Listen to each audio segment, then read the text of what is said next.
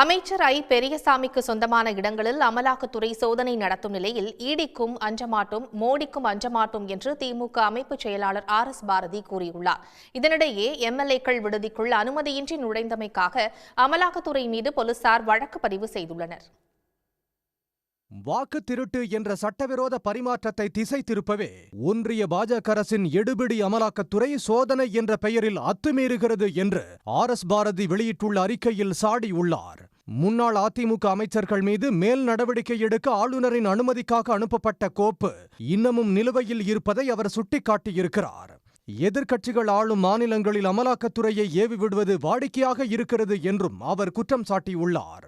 பல ஆண்டுகளுக்கு முன்பு பதியப்பட்ட வழக்குகளில் அதுகாலம் வரையில் தலையிடாத அமலாக்கத்துறை திமுக ஆட்சிக்கு வந்த பிறகு தீவிரம் காட்டுவது அப்பட்டமான அரசியல் பழிவாங்கல் நடவடிக்கை என்பது அரசியல் அறியாத 8ஆம் வகுப்பு மாணவனுக்கு கூட தெரியும் என்று அவர் குறிப்பிட்டுள்ளார். தேர்தல் ஆணையத்தை பயன்படுத்தி வாக்கு திருட்டு நடத்தி பாஜக அம்பலப்பட்டு நிற்பதாகவும் அவர் தெரிவித்துள்ளார். இதற்கிடையே சென்னையில் எம்எல்ஏக்கள் விடுதி வளாகத்தில் அத்துமீறி நுழைந்ததாக அமலாக்கத்துறையினர் மீது திருவல்லிக்கேணி போலீஸ் வழக்கு பதிவு செய்துள்ளது.